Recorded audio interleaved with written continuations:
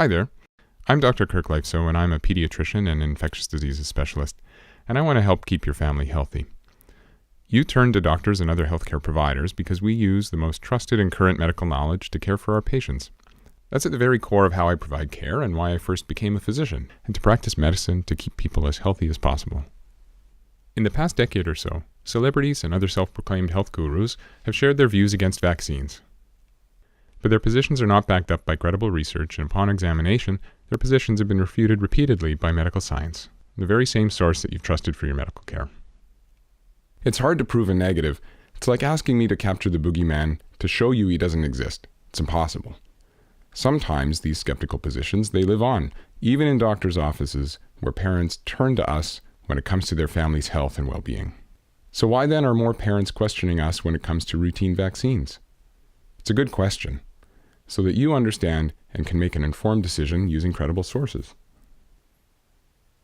Parents who hear these views are often left confused and indecisive.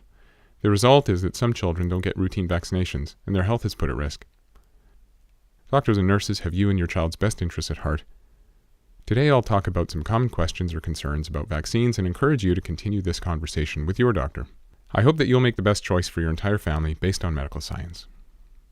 Every year, routine immunizations protect Canadian families and children from preventable illnesses and disease. And hey, needles aren't fun. As a parent myself, I don't like to see my child upset, but vaccines can only protect when they're used. And just like a car seat or a seat belt, if you delay or don't vaccinate, then your child misses out on that protection.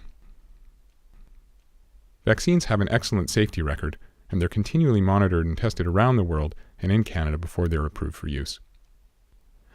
You're the proud parents of a healthy baby. Congratulations!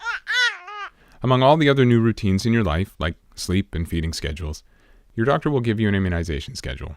This schedule outlines when to make an appointment for your baby's first and follow-up vaccines. They start around 2 months of age. If you have already missed shots, you can still catch up.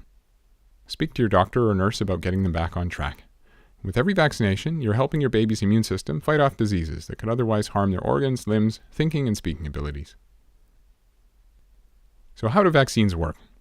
Well, they trigger a response from your baby's immune system, which learns to recognize and then attack and defend against the infection in case of future exposure. Some vaccines require several doses to offer the most protection. Timing matters. Like farming or taking care of your car, getting the right vaccine at the right time ensures that the process works. Years ago, it was not uncommon for children in their first 5 years to die or suffer the long-term consequences from vaccine-preventable diseases. Vaccines have helped change that. Immunization programs have been one of the single most effective public health interventions, saving millions of lives around the world in the last century. But even today, cases of vaccine-preventable diseases do occur and can spread in daycares and school settings, and that puts other children at risk of catching measles, mumps, rubella, whooping cough, and meningitis. Some children have to stay home, some might go to the hospital and go on antibiotics, and even in the worst case, suffer complications like paralysis, disability, deafness, blindness, and even death. Vaccines can help protect against these diseases and their complications. In 2014, measles outbreaks in southern Alberta and British Columbia in under-immunized communities resulted in dozens of confirmed cases and hundreds of scares before being declared over. You and your family can help protect your child by making sure everyone around them is up to date with their vaccines. By doing this, it helps form a cocoon of disease protection. Some parents are concerned that the number of vaccines may overburden babies' immune systems, but there really is no evidence to support this. Our immune systems are constantly exposed to new challenges in our everyday environment. Exposure to vaccines is just a tiny part of what a baby's immune system needs to face, and babies can handle them easily. The side effects of vaccines, like temporary pain or mild flu-like symptoms, are pretty minor when compared to the worst-case outcomes of not vaccinating.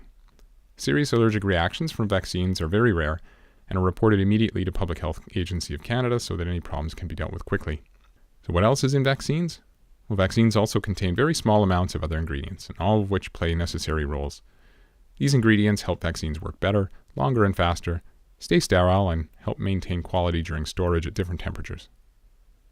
By sticking to the vaccination schedule set out by your doctor, your child's health is maintained without interruption so they can grow, learn new skills, and experience life.